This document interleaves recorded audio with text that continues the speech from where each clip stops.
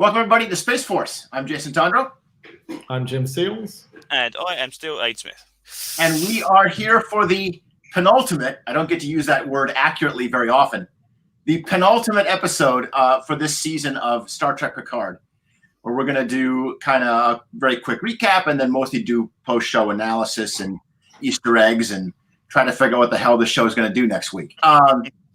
So our protagonists, Picard and his crew, as well as Narek and the Borg Cube, all crash on the surface of the synthetic homeworld. Capellia? Capellius. Capellius. Can I just say that my mouth, like, it's not very often that something happens that, like, absolutely surprises me. Yeah. But when the Borg Cube starts entering Atmo, Yeah. I was like, oh my God. So this all happens with basically like a planetary defense system that the synthetics have built, in which basically giant flowers grab onto incoming warships and just crash them onto the planet, which has got to be a pretty bizarre system. I've never that was new to me. Anyway, we find out that everybody pretty much did okay on the Borg Cube. Seven is there, Eleanor is there, but I guess what we the first big shock is it's really brought home that Picard is dying. He has sort of a blackout experience in the crash. Jurati nurses him back to health, and he confronts the whole crew and tells them, "I'm dying," and in the pretty memorable scene. And if any of you start treating me like a dying man, you're going to run the risk of pissing me off, which was pretty funny, I thought, coming from, an 80-year-old. So he says goodbye to Eleanor and Seven, literally walking into the light after he does so. Like, everything is very much setting up Picard as dying in this episode. And then everyone travels to the synthetic village. Where we meet, I don't know, there's not that many of them. There's like maybe several dozen people, it seems like. There seemed to be more during the speech sequence than the other saw. Like there was and the thing that struck me about the people that we meet is they're also, like, you can see that the generations of androids. Yeah. From the Arcana and Saga having the eyes, the golden skin and the eyes, the complexion, but the complexion being more pronounced in, say, Sutra, which seems to be an earlier model than the two new twins that we're introduced to. And there's we had this long sort of conversation interaction with the locals where we find out the truth about the admonition. The admonition is not a warning left for people, human or organic life, warning them that if they invent synthetics, we will come and kill all of you. It is a warning left by a synthetic civilization that, quote, spans galaxies, and they will come and rescue synthetics from the organics who will inevitably try to destroy them. And they will do that rescue by killing every organic thing in the galaxy, apparently. And the reason why the admonition drives everybody crazy is because it's meant for synthetic minds, not organic minds, and organic minds can't comprehend it. Well, we get all this when Sutra does a mind meld, which drove me bananas. I don't know. Yeah, me as well. Yeah, I was about to mention that. Yes. Sutra does a mind meld on Soji, and no, not on Soji, on Dr. Jurati, who's been exposed to the admonition. And then there's a big debate over what to do. The Romulan fleet is coming. It's like 218 birds of prey. We don't have any defenses that can stop it. What are we going to do? And there is an evil Soji. There is Soji's version of Lore, who appears to be a previous model of her, a previous version of her model, a previous generation of her model, and she cooperates with Narek, helps Narek kill another one of the synthetics so that she can blame the outsiders and get everybody on her side to summon this synthetic society, these outsiders, to come and kill everyone. And despite Picard's attempt to persuade them not to, he's taken into custody. Jurati and Soji are allowed to go free. And I never even got into all of Soon. Apparently, Soon has a son. Brent Spiner shows up as Jim prophesied early on, out of makeup, but not in precisely the way that any of us thought. No. Coming back as Soon's son. And the episode ends with the Romulans incoming. Well, so what did we think? Abe, you want to start us off? Okay, so okay, yeah. We now have a plot as such. This was very similar to the last episode. This is like the second half of the nutshell, kind of containing the plot in the middle. This is it now. Yeah, we know what's going on with it. I'm kind of glad that they did do a thing where instead of it being 40 different versions of Soji, they had different generations and different actual appearances as well, because that actually makes sense. But the only thing about that is it just makes it so even more coincidental that the one that was met earlier on, it was exactly the same as Soji again. It's like, what about the other versions it could have been? Yeah, the plot twist in which Rios, the only captain in all of Starfleet who has ever seen one of these synthetics before, is also the only captain Raffi could call to help Picard go on a mission to rescue these synthetics. So again, you could have used the same plot, but apart from him being started by being synthetic, the idea that he met another synthetic and had to kill it, but it was another version. That would have been still at least kind of drawn him into the same kind of narrative, but it wouldn't have to be a Soji version. It could have just been, okay, now that makes sense why we were told to do that. It's the weakest link in the plot, I think, of the whole season. Especially now when you've just said, hey, look, we've got all these different versions as well. You go, okay, crikey. But yeah, like you said before, the mind meld thing. I don't understand why they just didn't say, okay, she's either got... I mean, the idea that they can read her mind by using technology, that's fine. And to say that she's got, like, inbuilt stuff that allows her to do it, or just basically just stick her in a chair and put something on her head and say, right, we can get the information this way. Yeah. Why they didn't do that, I don't understand. You know what it reminded me of? It reminded me of that moment in the Next Generation episode, and Jim will be able to tell me what this is, when Data does the nerve pinch on what's her name, on Tasha Yar's ancestor. Yeah, Sela. It's in the reunification part 2. Yeah, that's it. Yeah, exactly. Yeah, he does a nerve pinch. We're like, oh, come on. Yeah.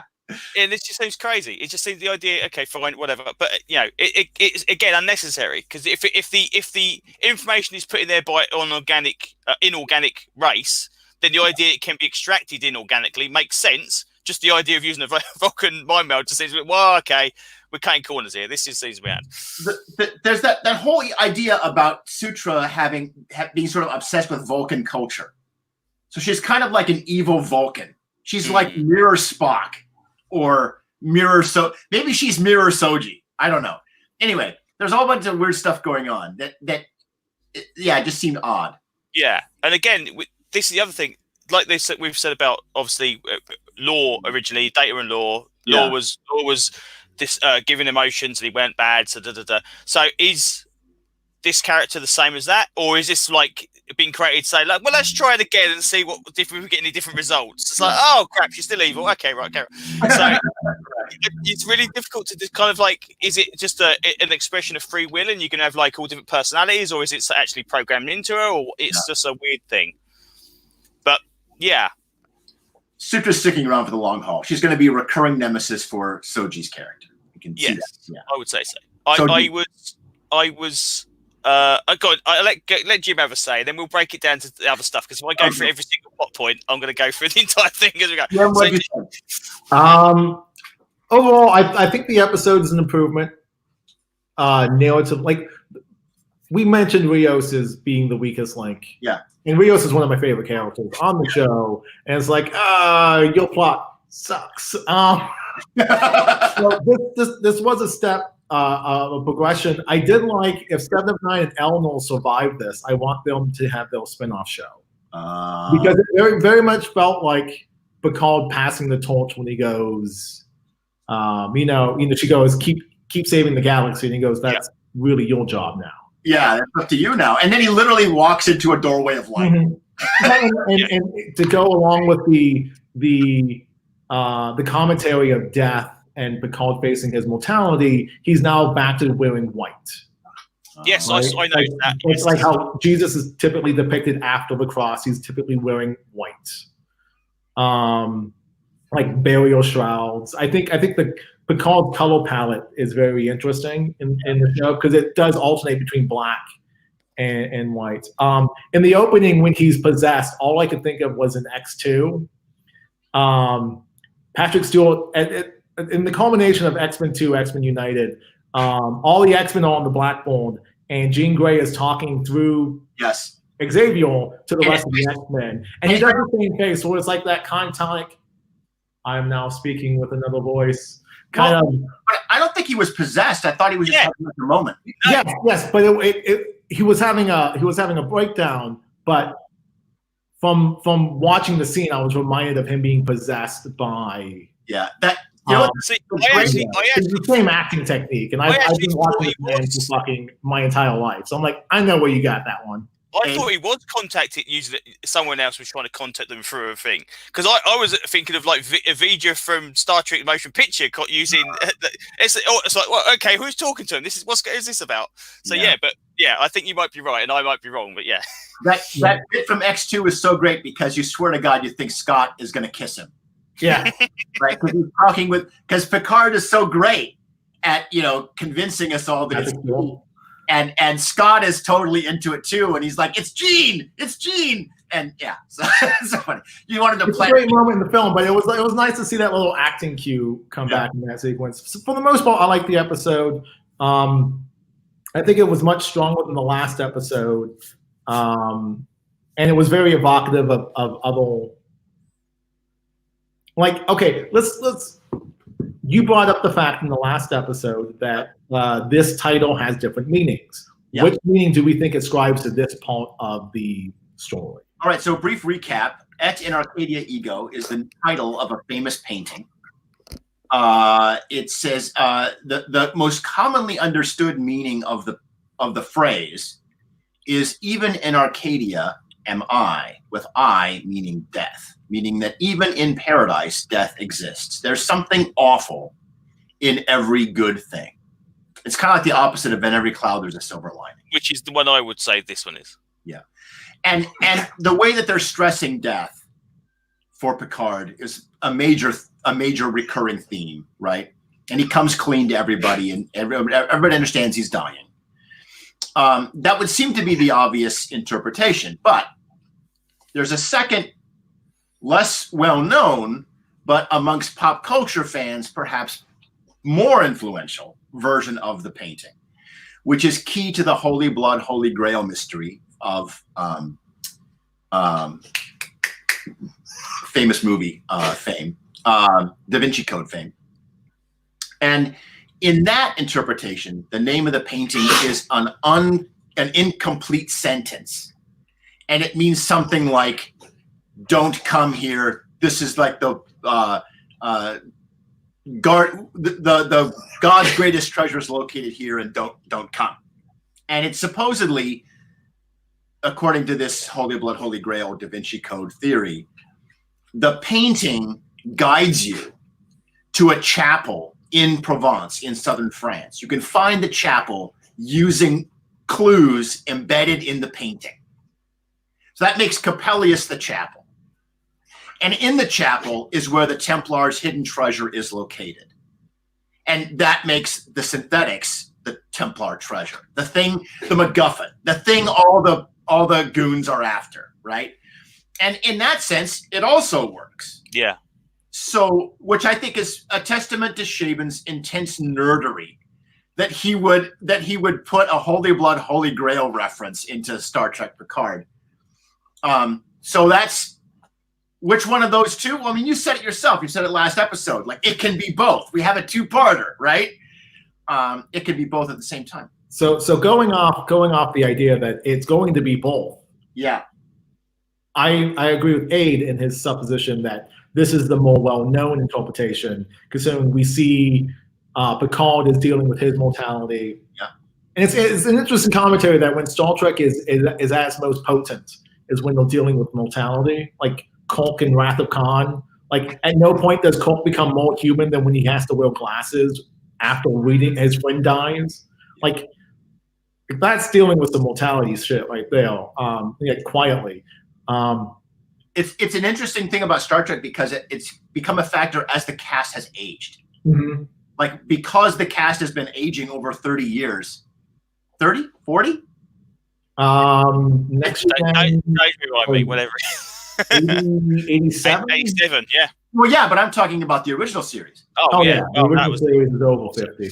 So like 50 years, the cast has gotten older, they've started to die, and the show has become a franchise about the death of your favorite actors.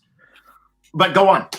So let's go that this is the most popular, like this is the most well-known popular version, for at least this episode is concerned. Picard's dealing with his mortality. Saga is modeled by Sutra. Yeah. And then that makes, if that's true, then the next part is Don't Come Hail is a commentary to what you predicted in the last episode, Jason, which is this intergalactic race that spans galaxies and this existential threat that's coming. My chips were on the Andromedas, though. Like I have to face up. Like I was following the clues that they told us, but I guessed the wrong thing. But then, to be fair, this was not a fair play mystery. No, they didn't give us the clues so that we could figure this out. It was more like a shell game. See, another thing, if you're saying about you can still find death in paradise. Yeah. The idea that the android is the death of the universe because somebody went there to say, "Hey, hello, everybody." If nobody turned up, they wouldn't have had to attack. So if they just left them to it, they would have carried on and the job done. Yeah. So that's another thing as well. I don't understand Maddox's situation. Like at this episode, I was more baffled by Maddox as a character than at any point in the series to date. Which is, why is he leaving and taking two of his androids and re-interfacing in drastically disparate sections of the galaxy, right?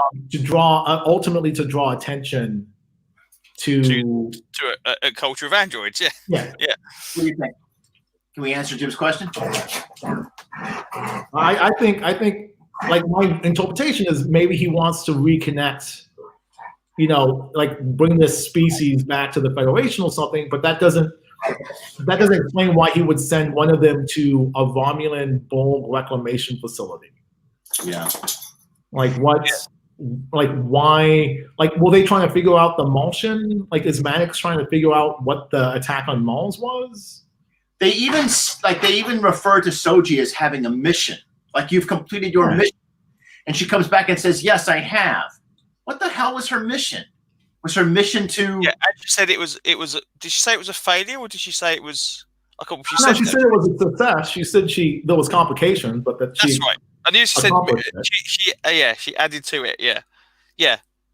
My impression is that Maddox and Soong didn't always agree, and Spiner is playing this character, which we've ascertained the entire family are all kind of dicks, right? Like, yeah. And so this is the obvious example of this in the episode is when Saga dies, and instead of Soon mourning her, he's saying, "What have they done to your eye?" Right? Because he's more obsessed with her as a physical thing that he himself has created, and it was kind of a callback to Blade Runner, right? With I make eyes. And he doesn't really see them as people. I don't think. Well, commenting, picking off that is this planet is named after a character in Door Sandman, which is a German short story that Michael Chabon has referenced in the past. And in that episode, they keep attacking in the short story, they keep attacking the eyes. It's not just Sandman throwing sand in your eyes and making you go to sleep. He's like throwing coals in kids' eyes and burning them out. Like, eye imagery is a big thing in this short story, and in this show, we've had Icheb's eye extracted. We have the android stabbed in the eye. Yeah. So there's a lot of like I'm trying to understand like what the importance of the eye is to this overall narrative. That's a good question. It's got to be, where does Capellia come from? Like, what's that name from? It's from this short story. It's one of these background characters, and like I haven't read the short story. I was just reading the Wikipedia. Here you go. Capellia, sometimes subtitled "The Girl with the Enamel Eyes," is a comic ballet written in 1870. Yeah, and I think the short story is from the same time period too, because he uses a version of that. Oh, there you go. It was based on the story by E.T.A. Hoffman, The Sandman. Okay, yes. All right. When you said Sandman, I thought you were talking about the Gaiman comic. No. This is like I ain't really have time. Like I just watched the episode a few hours ago, so I've been trying to do my research as quickly as possible. Yeah. Thank God someone came up. Thank you. Yes. All right. So in the 1800s, this story was written.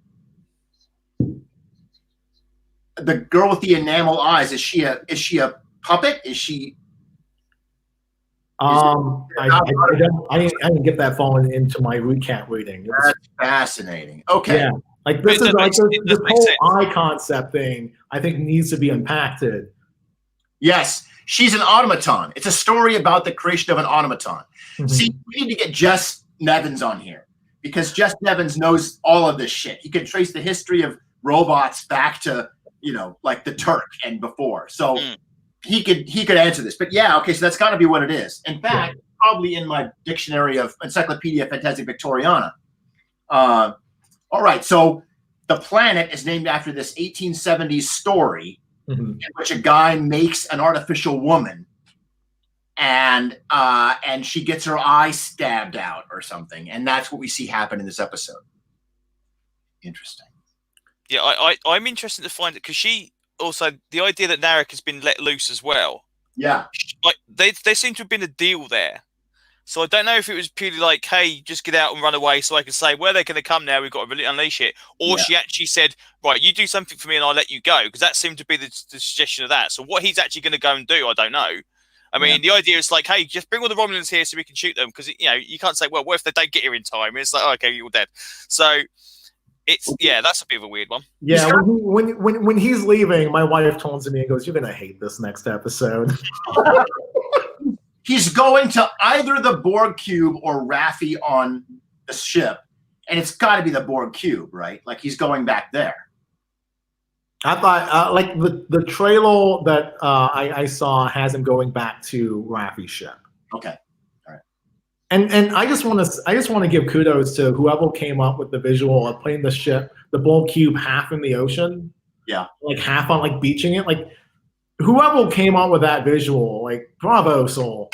Right. Like that is some nice design work right there. Yeah, the Borg cube dropping through the atmosphere and all that kind of stuff was really cool. It's a shame we didn't actually get it to like shoot down some Romulans before it did so, but it was still pretty cool. I loved how there was no mention of Chekhov's gun this whole episode, and I can't wait for it to show up next episode, which is the Starfleet squadron. Yes, that Picard contacted and was promised was coming last episode. So it's going to show up just in time to help save the day. So if Wolf is not on the voyage of the Enterprise, I will be disappointed. Yes. Oh yeah, that's we have seen a photograph with Worf and Geordi, haven't we? Actually, not in costume as such, but with them, I think in Alaska, possibly. Yeah. So there is a possibility. One last cameo. It's going to be like when Riker is commanding the Enterprise with the Dreadnought. And is it Best of Both Worlds? No, that's all good things. That's the last episode. Things, yeah. The triple nacelles, yeah. So there was a couple things. I think I'm still holding out hope that there's somehow a data concept in here, and the reason I'm holding out hope for some sort of solution, obviously, like this story is not going to be resolved by a firefight.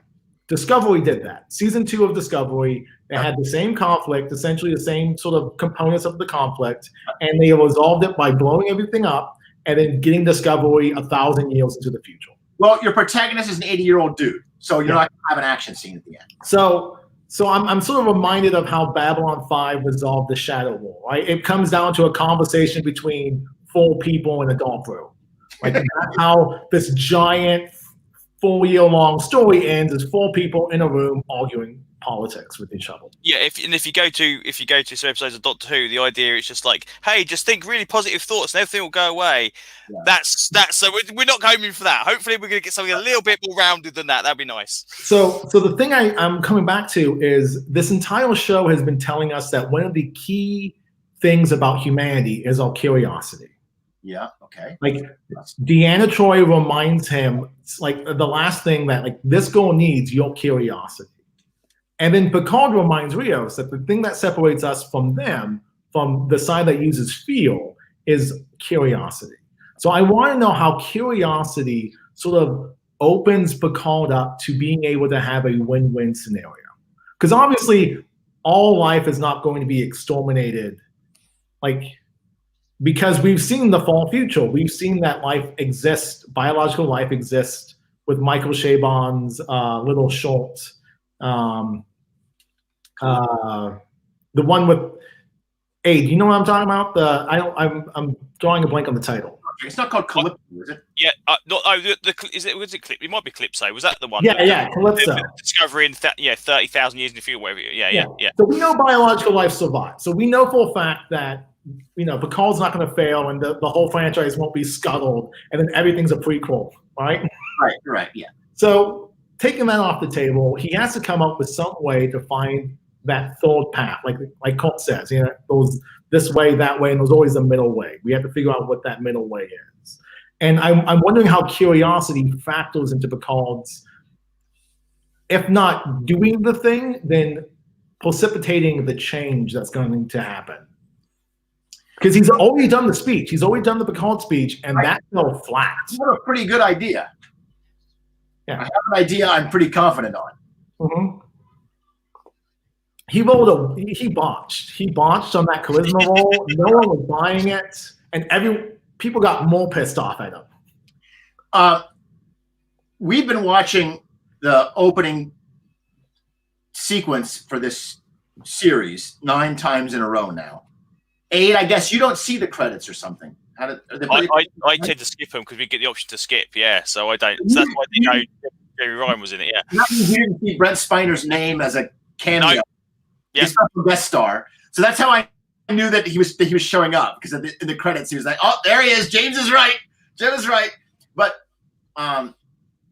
the opening sequence starts off with the creation of life, but as we see it, it becomes also some kind of android, and finally we see skin being put on to Picard's face. We have a body that's in a tank on this episode that Soon is building, supposedly for his own mind to transfer into it so he can not die of old age. He's a dick. He doesn't deserve it. He's not going to get it. Girardi has managed to stay out of custody so that she can participate in this and save a life rather than take one.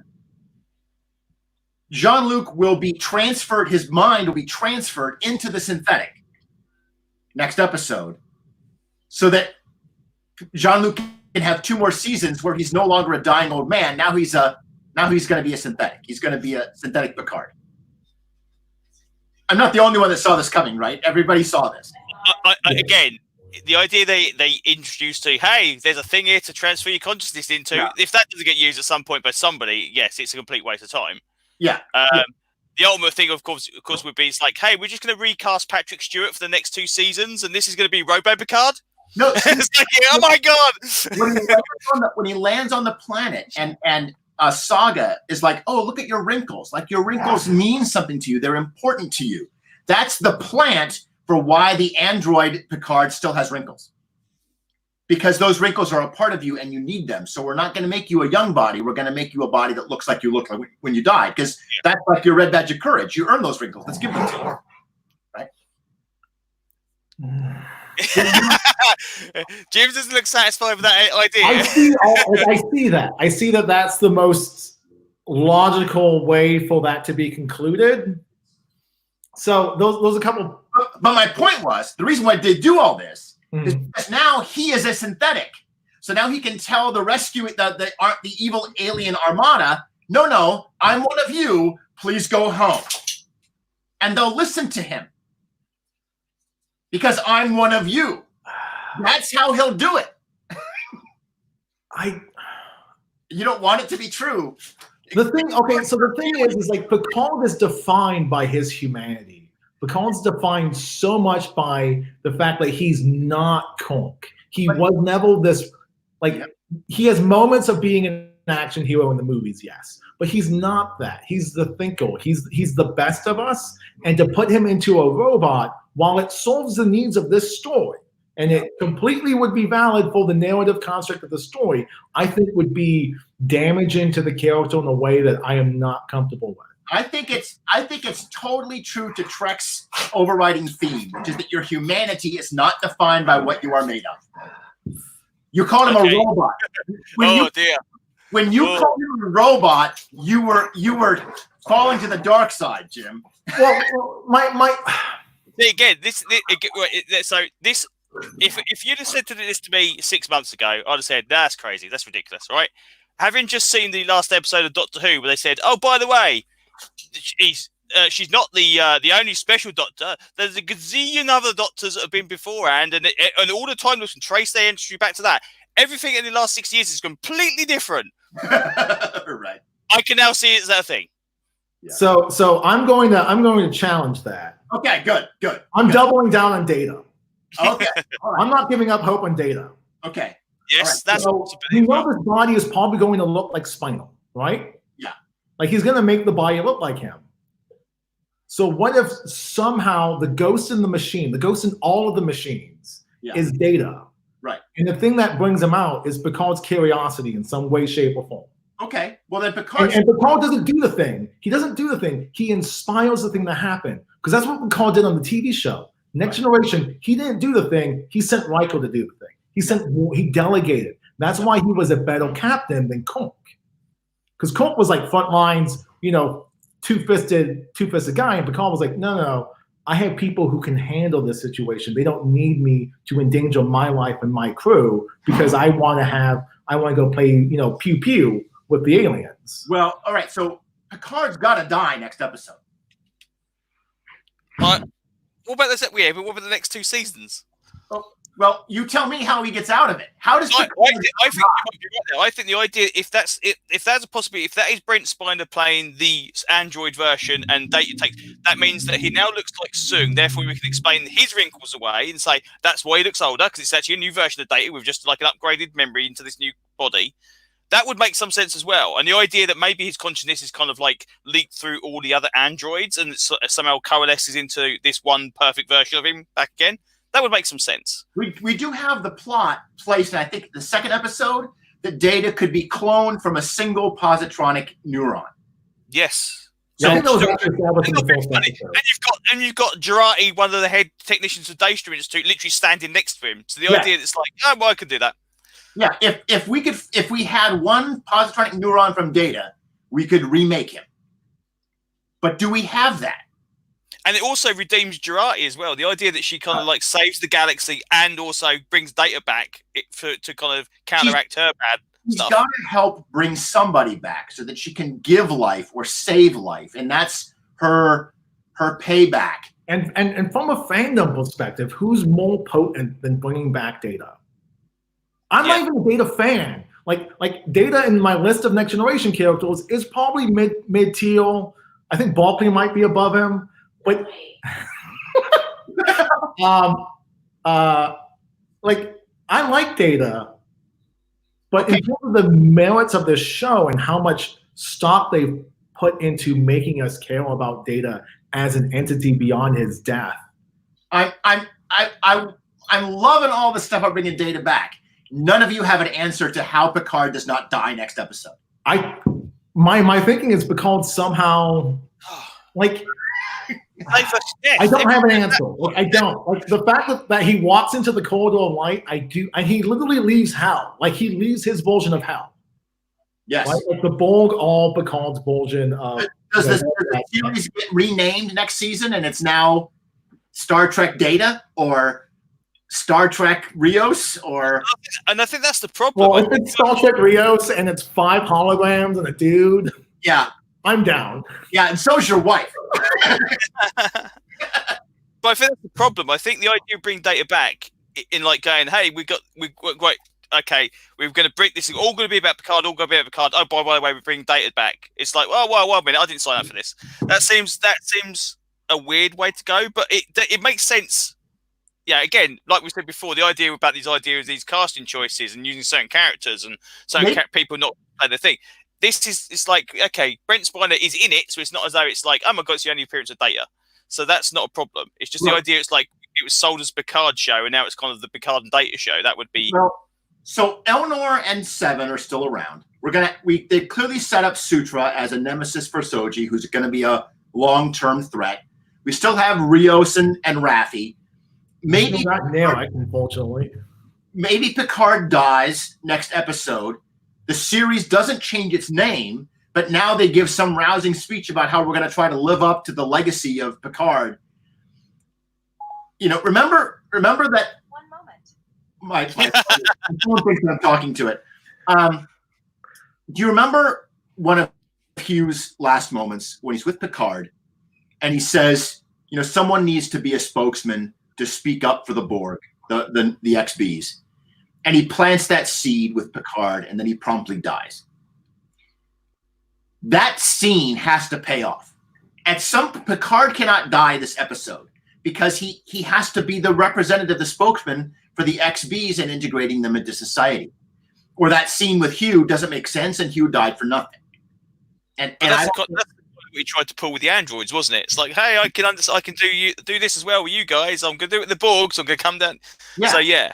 So I don't think Picard can die next episode, but he could, and they could just at Seven or Soji, because it really becomes the Soji show at that point. She's the protagonist, and she would say something like, "Well, Jean-Luc is dead, but we all have to, you know, carry his memory forward, and we go for 2 more seasons with the show being named after the dead guy." The only problem with that being is Soji seems to have turned on the spot anyway. Soji said, "Yeah, let's kill everybody." Soji and Jurati, one or both of them, are lying to stay free so that they can do something. You think so? Yeah, it's a classic ploy, right? Like they'll even admit it later. Like, well, of course I said I was a traitor because otherwise they would have locked me up. Like, yeah, you know. Again, I would agree with you again a couple of months ago. If I hadn't read Hickman's X-Men run where it's like, hey, we're all bad guys now, kind of, because we hate everybody, then I would have said exactly the same thing. So, yeah. Okay. So I've got a couple things. I've got a couple things to support this Data concept. Okay. All right.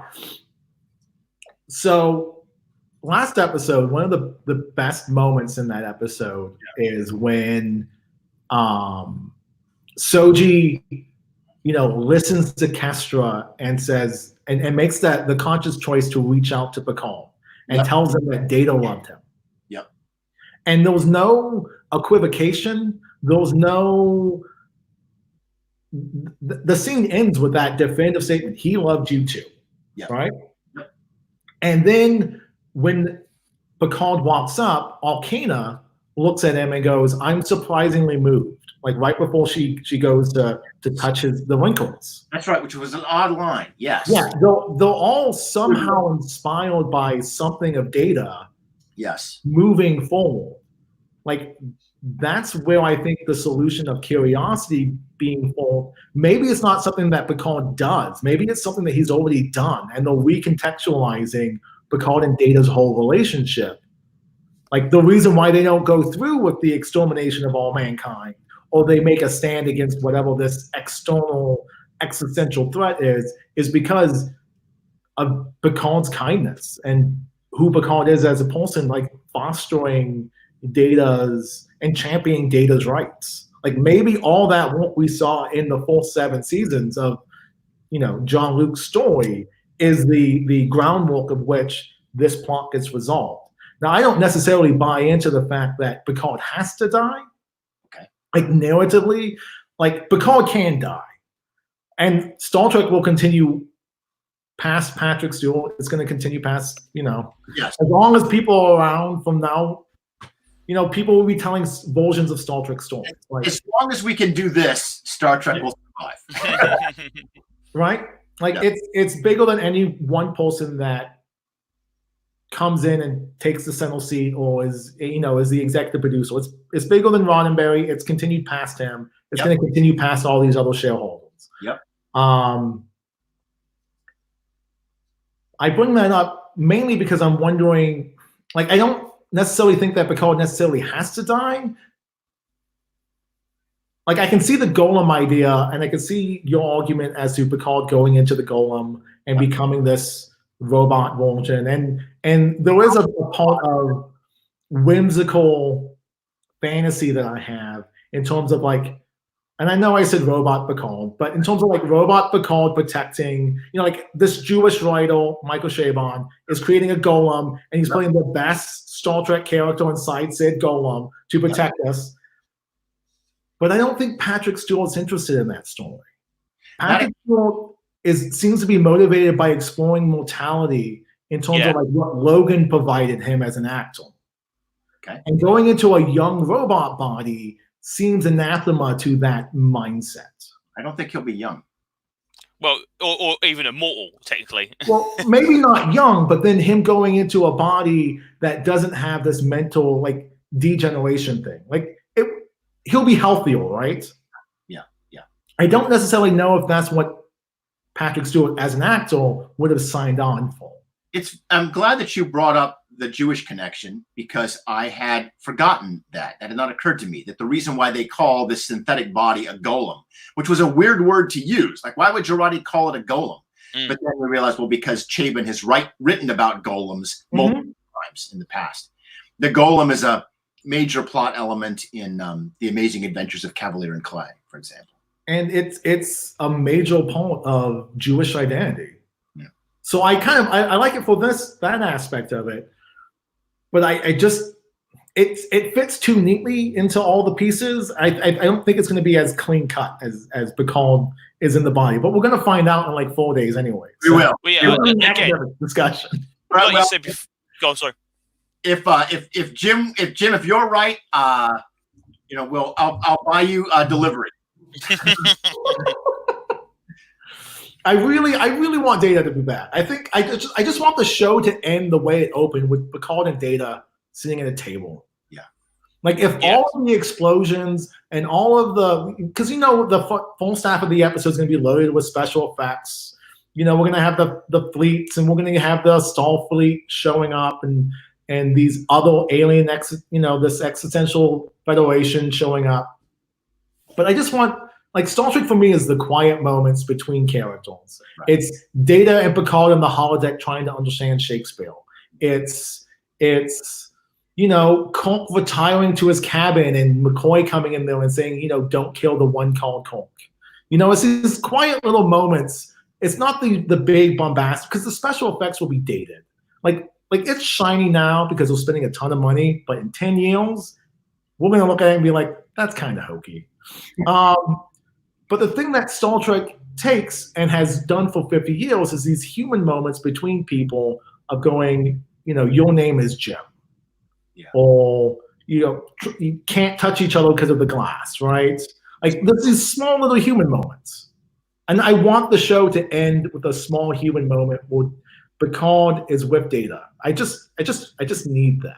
You know, the ultimate thing though is going to be is they end it on a cliffhanger for season 2, and we don't get any of this. That'd be awful. That's a thing I think will possibly happen. That would not surprise me at all.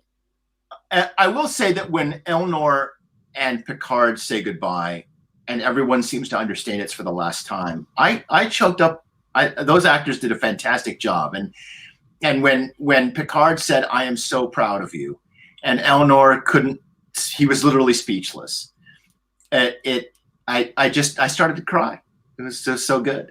Well, for me, it's like watching my father saying, "I'm proud of you." Picard for me is important in the sense of I've grown up with him since I was 6, right? Like he's always been in my life in some way, shape, or form, and has been motivated by. And when Patrick Stewart looks at the camera and goes, "I'm so proud of you," like at that point, I'm like, "Fuck you, Elnor!" Like I'm crying for me.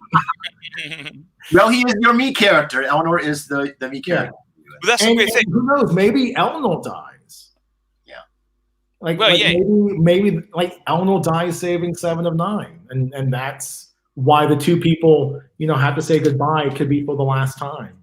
Because again, if you go by the rumor mill, just by reading stuff into, and again, you can't take anything apart from hey, wouldn't it be a good idea if that could be just all they're saying. The idea that they are going to try and establish some kind of MCU style TV series for this era, and have like 7 of 9 and Elnor maybe be in one show and Raffi in another show, even if it's just for mini series, just for like maybe a 6-parter, and do something that's like totally kind of an offshoot, unconnected with the main story. But hey, this is what happens afterwards. I can see that, but the only problem with that being is 7 and 9 and Elnor are still on the same world as Picard. If they'd have been on the cube and left behind, that would have kind of made some sense, because okay, what happened to them afterwards? Well, we're going to tell you what happened. This is going to be this 6-episode show. Right.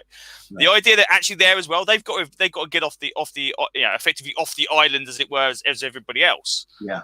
So another thing, I was skimming through my news feed on my iPhone, and I don't know if it's Comic Book Resources or somebody else has a theory. Yes. Or at least is this what's happening going on? That Brent Spiner is actually playing Lore and not the son of Soong. Now, I'm kind of going, okay, probably not, because he's aged. And the idea of having to build another body seems a bit strange as well. But when I was reading that, my only thought would be, if this son was around when Data was being built, maybe he was responsible for putting the evilness, in quotation marks, into Lore. And he was always planning this from day one. Or Soong is just a dick. I mean, yeah. The Occam's razor says the simplest explanation is probably true. And the simplest explanation is that Soong is just a dick. Well, and we've seen generations of the Soong family. Like, he shows up on Enterprise and he's experimenting with Khan-like Superman.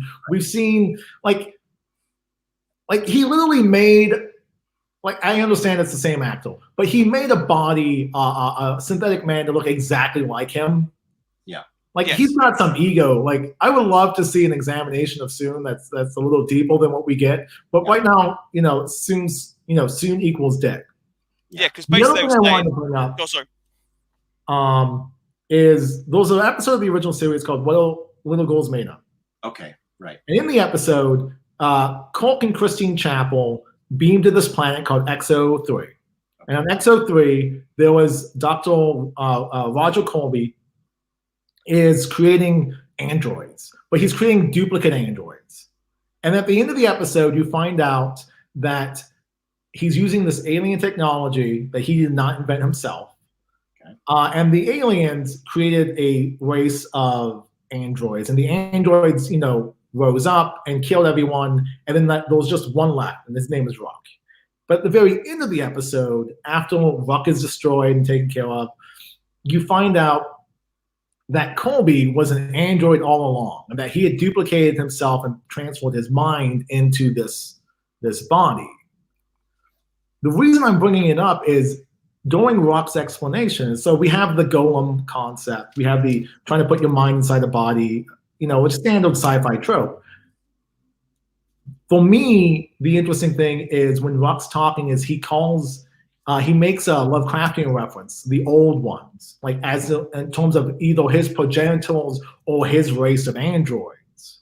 And so I'm curious to know, like, it could be very easy to say, like, this whole hive mind of androids comes from Andromeda Galaxy to put a button on AIDS thing. Right. Yeah.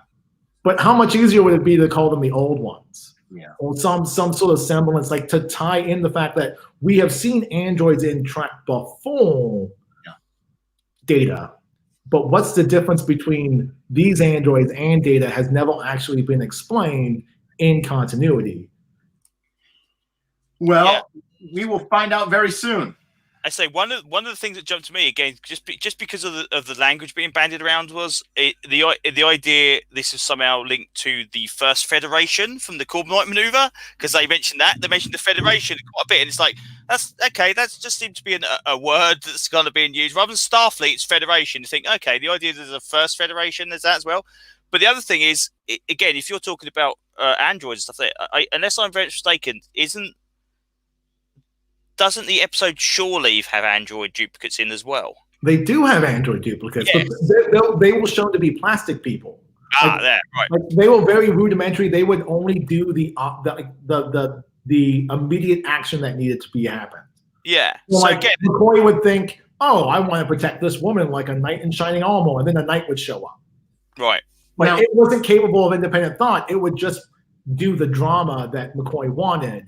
Let's go back for a minute to the Corbomite maneuver reference, because I don't remember that episode beyond the fact that it was about bluffing, which is, like that's I remember the Corbomite maneuver itself is basically bluffing. Yes. But I remember the phrase First Federation, and you're right.